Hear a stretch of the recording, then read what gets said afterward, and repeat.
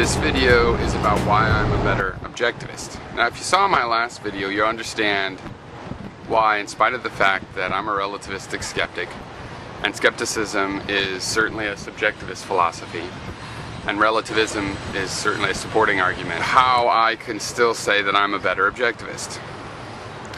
Because as a subjectivist, objectivity is a theory that we have created about our perceptions. Now, in subjectivism, your only primary knowledge is of perceptions. And for the purposes of this video, I'll separate the perceptions into three kinds. There's imaginary perceptions, there are sensory perceptions, sense perceptions, and a third category which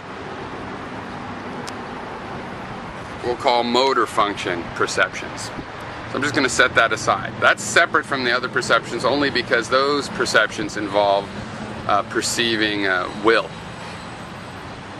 Now, among the two proper kinds of perceptions, imaginary and sensory, many might argue that as a subjectivist, they're all imaginary, therefore there's no difference. However, let's assume that's true, that they're all imaginary. All perceptions are imaginary.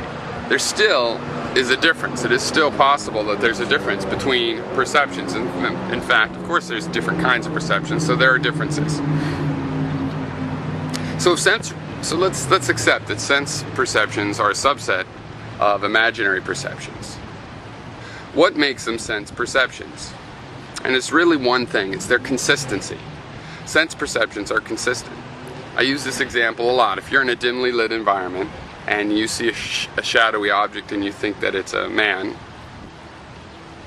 if you check that sense perception, look away and look back, keep looking at it, keep checking it to see if it's consistent. That's how you'll tell if that's a sense perception or an imaginary perception.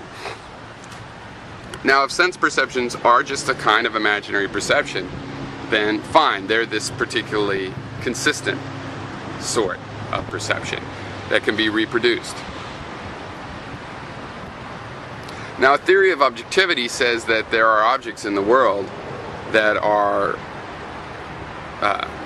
the causes of these sense perceptions. Now, I believe that, and I have applied that to objectivity itself. So the theory of objectivity, looked at objectively, was created by humans, which are subjective creatures.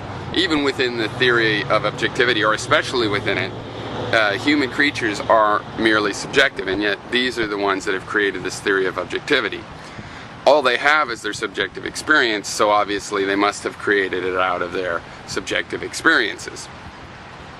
Now, theory of objectivity becomes, for a subjectivist, not really a theory about these objects, but a theory about the sense perceptions. And a scientific experiment addresses a particular problem, which is that some illusions, some imaginary perceptions, are very persistent. And as persistent things, they will seem consistent over a period of time and in many circumstances.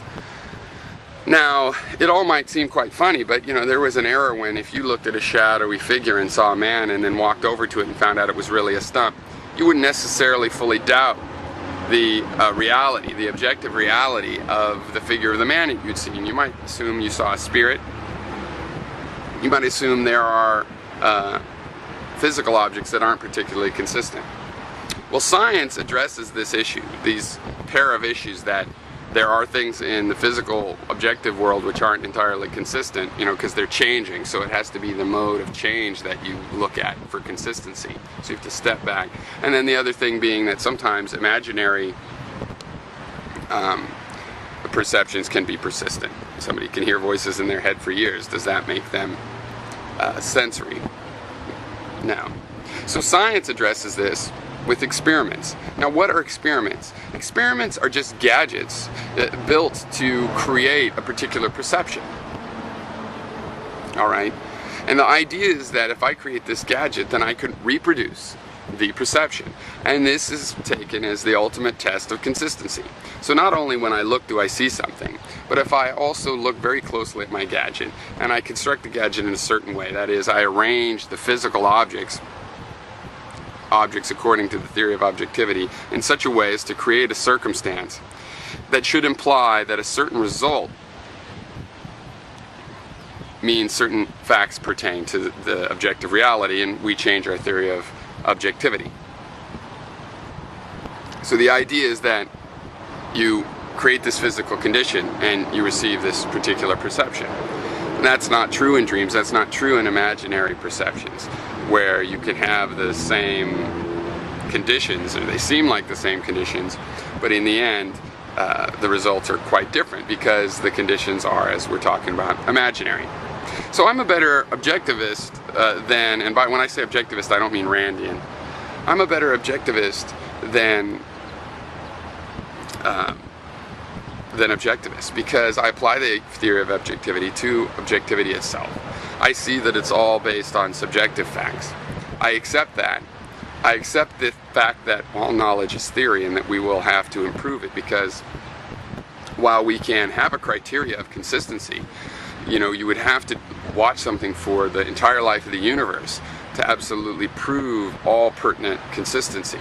And therefore there's always room for the fact that your gadget, just like your sense or casual checks for consistency, could be mistaken. Your gadget that you think implies, you shine the light through the prisms one way, you see something and you think that that implies certain facts pertain about objective reality. It could be that your experiment, you're not taking everything into account, because of course you can never take absolutely everything into account.